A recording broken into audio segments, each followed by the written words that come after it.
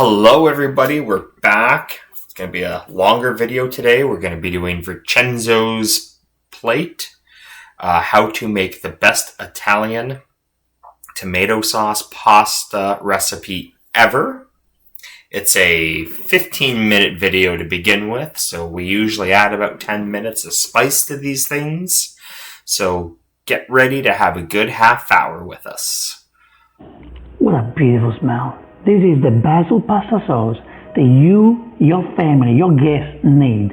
This is simplicity at its best, but the simple ingredients, maximum flavors. You are gonna love it, and you need this in your books. Oh, let's go and cook it together. These are the ingredients to make a fantastic basil pasta sauce. The most important ingredient are the peeled tomatoes. Here I have a large can, 2.5 kilos, of Italian peeled tomatoes. Please make sure you get Italian tomatoes, nice and sweet. It's very important what you pick, okay? So if you can't find a large tin, you can get 6 small tins from the supermarket. Peeled tomatoes, Italian peeled tomatoes. There's no sugar involved in this recipe. Then we need 1 carrot. So it's funny he's going on about peeled Italian tomatoes. I'm not saying not to use those, but this time of year, right now, the tomatoes are just starting to come off the vine out in our backyard.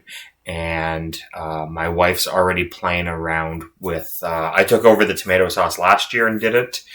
And this year she is playing around with wanting to try a few different things. But what I did last year was I quickly blanched the tomatoes to peel them. And then I put them in our roasting pan and I roasted them with some garlic and onions, a ham hock, and a beef bone for about 40 minutes.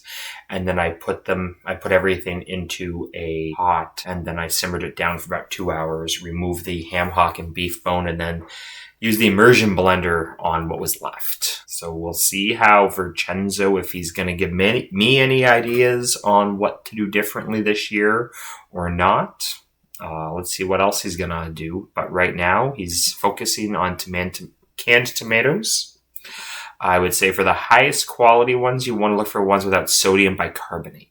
1 stick of celery and half medium-sized onion. A nice bunch of fresh basil, extra virgin olive oil, salt and pepper. Simplicity at its best. To cook this sauce, I like to use a cast iron pan or a copper pan. I like a pot that retains the heat, that cooks slowly. If you don't have any of these, use a stainless steel pot. The first thing I like to do, the other thing you could use is a slow cooker, is to blend the peeled tomatoes. When we make pizza, I always say crush your tomatoes with your hands, but this is different. We're making a sauce, okay, to eat with pasta, so we can blend it. So this is what we do. We go straight in the can, and if you have more cans, just use a bowl. We go straight in the can, and we want to gently blend it.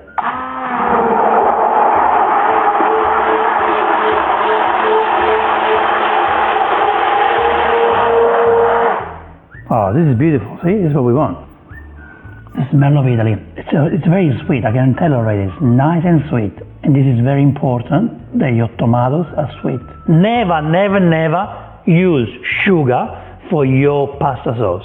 Do not put sugar. The natural sugar for your sauce is the carrot. The sweetness of the carrot, the natural sweetness of the carrot is your sugar. San Marzano. Yeah, I've seen other recipes too that instead of using sugar default to carrot, or I've even seen wine used. I know you're thinking, why is a dry white wine the right wine to use when you're trying to balance? So this sugar goes in to balance the acidity of the tomato, and just because it has high acid doesn't mean that something like a dry white wine, it's a counterbalance on the same side. I guess that's kind of the technical term, is counterbalance. So it offers maybe it's overpowering. I'm not quite sure how to describe it, but you use dry white wine or white balsamic vinegar instead of sugar as well, if you're not going to use carrot. I've seen Gordon Ramsay, one of his videos, he was making a fast bolognese, and carrot. He used a cheese grater, box grater, to grate his carrot in. That way it would almost disappear where you couldn't see it. Peeled tomatoes are probably the most expensive peeled tomatoes you can get. If you are willing to pay the price for San Marzano, of course, it's the best. If not, these are normal Italian peeled tomatoes. They will do the job. Now we put this on the side. And what I like to do, I like to blend my soffritto. This is something very important in my recipe, okay? Nonna doesn't do it, lots of Italians don't do it, but this is something I do, and trust me, it's gonna take... So he called it a soffritto. He's got onion, carrot, celery. In French cuisine, we call that a mirepoix. I believe a soffritto has peppers in it. I could be mistaken. Italian terminology wasn't really covered in culinary school as much as the heavily dominated French is, but I believe a soffritto has peppers. Your basil pasta sauce to the next level. We're going to blend onion, carrot, and celery together. So, just cut it.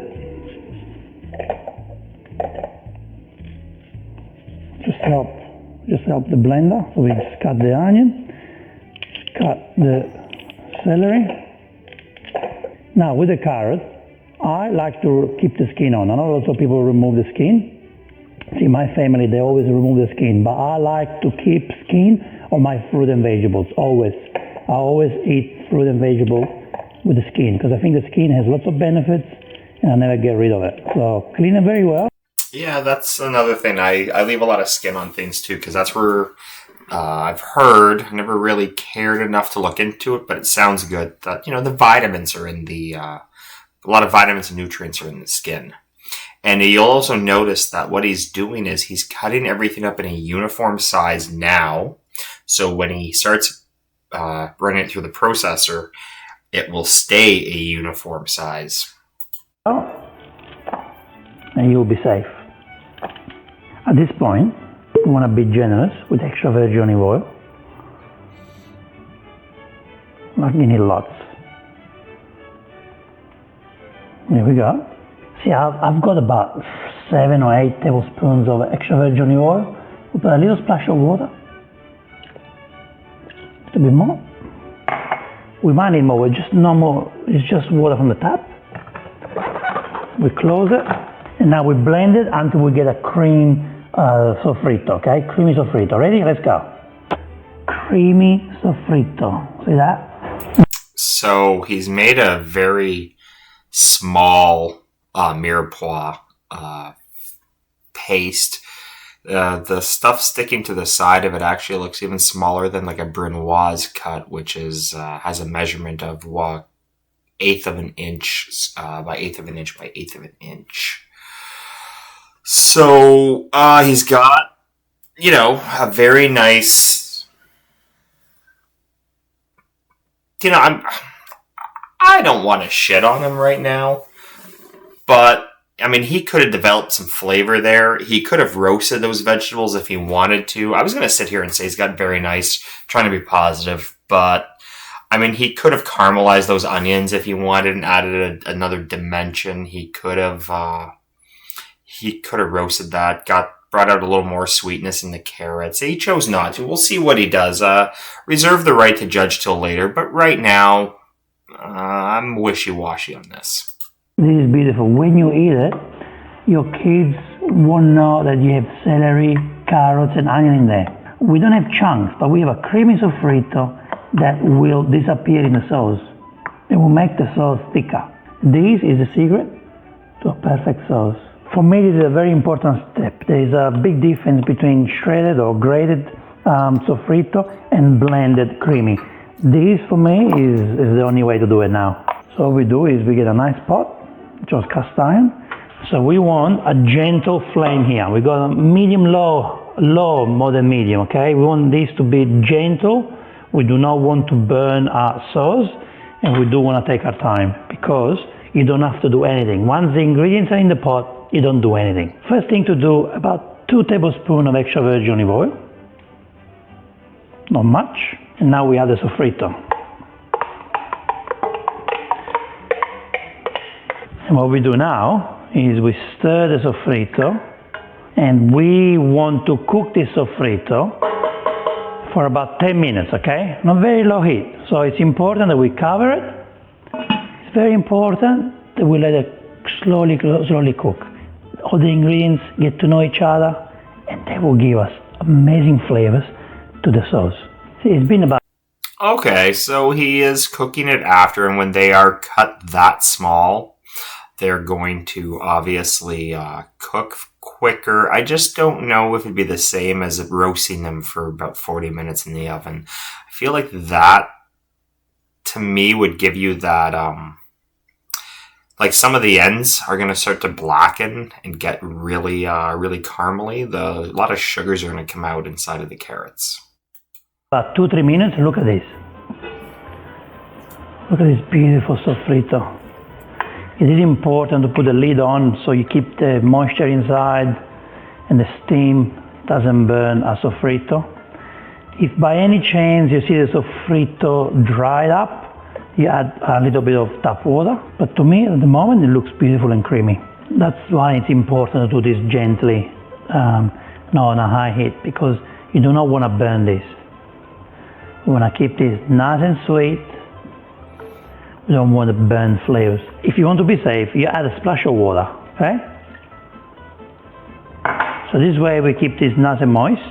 7 more minutes and this will be ready. Look at this, look at this. You can see the sofrito is thicker and the sofrito changed color. You can see it's a lot darker than it was before. See? And that's what you want. We have 2 extra minutes before we add the tomatoes. See, at this point, it's been almost 10 minutes. You can see at this point it's getting a little bit dry. Well, we know that now because it's dry, it needs the sauce, okay? It's now time for us to add the sauce. Look at this beautiful sauce. Look at this. Ah, the smell of Italy in a can. Look at that. Now we put the tomatoes in there. One thing, some Italians, not all Italians, I don't want to generalize, but, tomatoes come from South America. That's where they're indigenous to. They were brought back to Europe from explorers hundreds of years ago. Italians didn't invent tomatoes. They aren't indigenous to Italy. They are not the first people to have tomatoes. They have taken them, though, and so they do have some unique growing conditions. Some of the really expensive tomatoes are actually grown near Mount Vesuvius, and it has to do with the volcanic ash that's in the dirt that causes the tomatoes to have a unique flavor that you won't get in South America.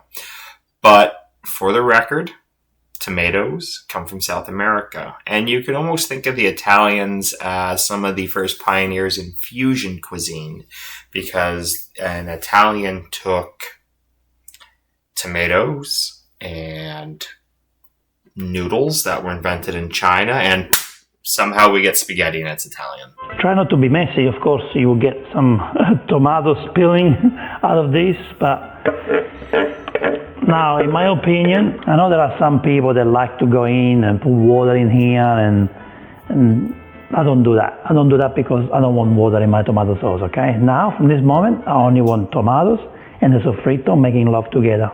Now, we really need to stir very well because we need the sofrito to combine very well with the sauce. Now, your sauce here, it will be not orange, but it won't. He's looking for a good combination. He's used the immersion blender on the canned tomatoes to get them to sauce consistency, and he's used a food processor on his mirepoix to get like a baby food consistency.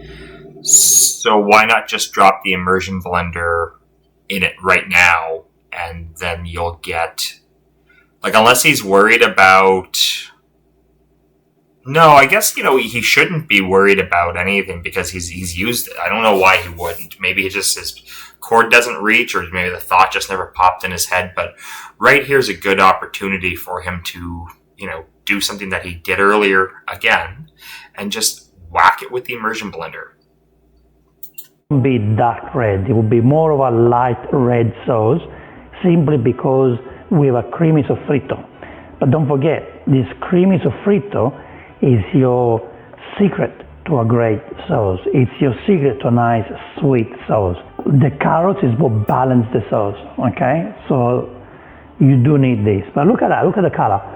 It looks like a very nice, vibrant color. At the moment, we don't add any salt, we don't add any pepper, and definitely we don't put basil. The basil is the last thing we're gonna put in. What we want to do now, cook this on a low heat, okay?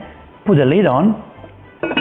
So when you cook the sauce, remember, you put the lid on, and what happens is, the steam goes up, touches the lid, and it goes back down, okay? That's a very important detail. And then you create a type of water, a little bit watery on top.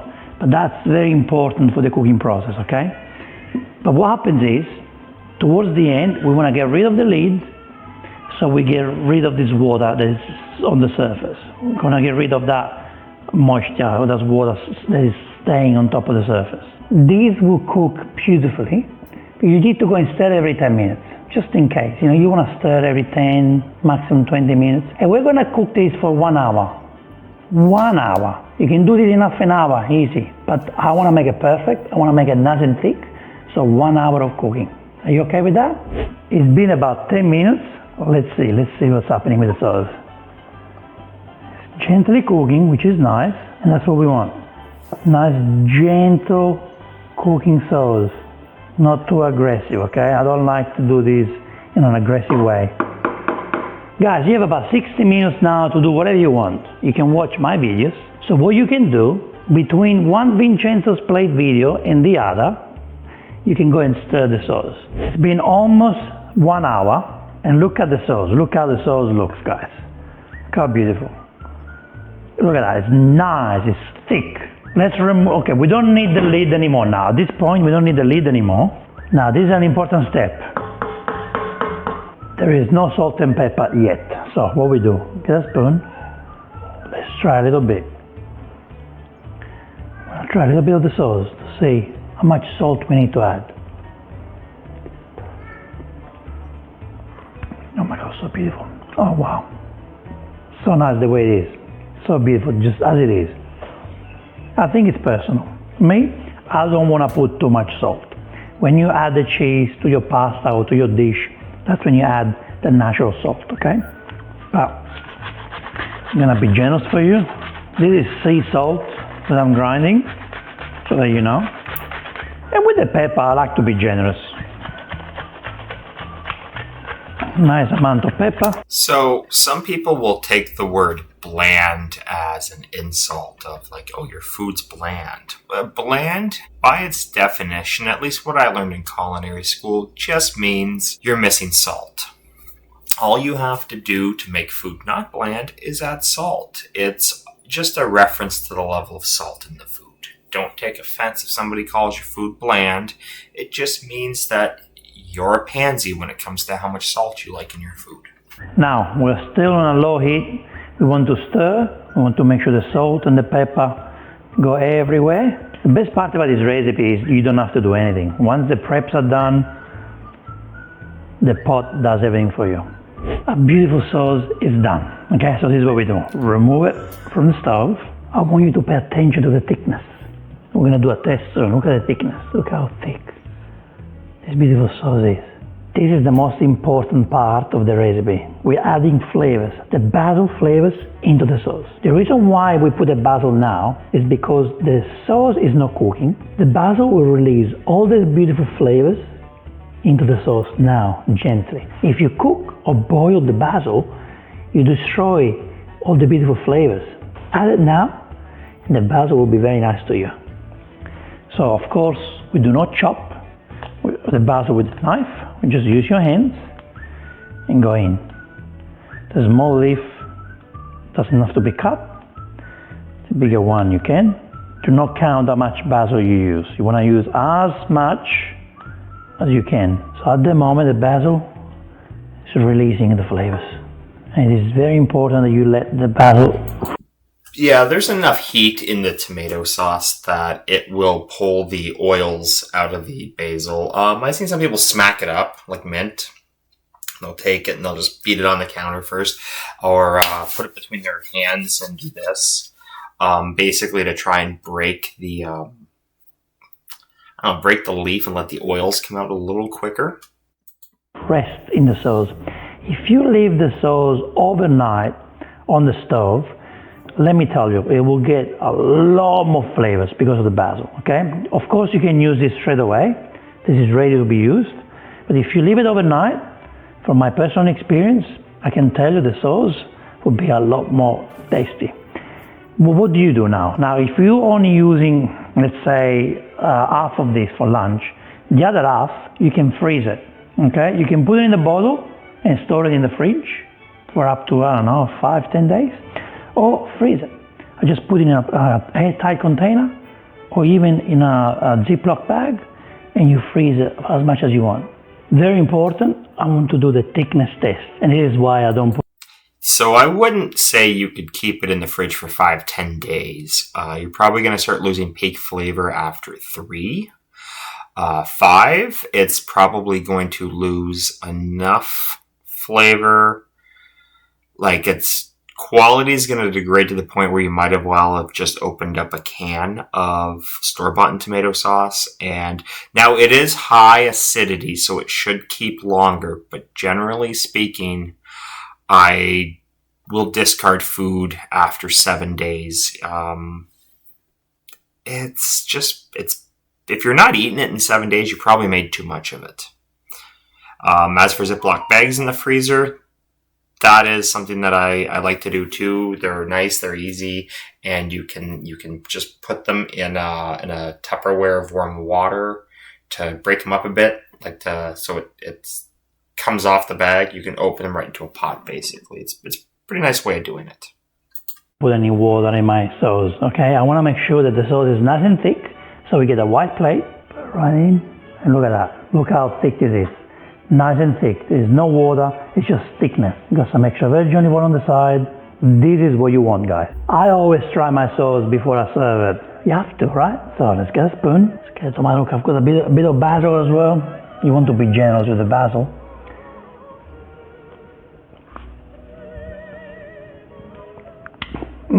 Nice consistency. Rich, thick, sweet, natural. The sofrito plays an important role. That basil at the end releases all this beautiful fresh flavor. Alright guys, I'm going to cut him off in the middle of his recap here. He's basically just saying, the sofrito is the secret weapon. Again, I'm not entirely sure, but considering there's no bell pepper in it, it's a mirepoix, not a sofrito. I know they use the same word in Spanish cuisine, so maybe that's why I think that there's a pepper in it. I've heard... in Italian cuisine, they call it the Trinity. French cuisine, we call it the mirepoix, onion, carrot, celery. There's generally a ratio to it where it's 50% onion, 25% carrot, 25% celery. I mean, he just used what looked like a normal portion you'd have in a house. In your normal day-to-day life, you wouldn't be measuring stuff out that accurately. He took an hour basically to take some crushed tomatoes, or not crushed tomatoes, some plum tomatoes, and turn them into plum tomatoes, Romas, whatever. It took about an hour to turn them into a nice sauce. If this is something you're going to do for your family spaghetti night, I'm sure that this is going to taste amazing. You don't have to go through all the trouble that I described earlier. If it were me, and I were making this, though, I would put a soup bone in it. I just like to add that beefiness to it. For me, it's just brings it up that next level. Or a ham hock, or boil like a pork jowl or something in it, just to add a different dimension of different kind of saltiness. Anyways, I've been Executive Chef James MacInnis, and thank you for watching this reaction of Vincenzo plates. How to make the best Italian tomato pasta sauce recipe ever. I don't really know if it's the best Italian pasta tomato sauce recipe ever. I think that title is definitely search engine optimization at its finest.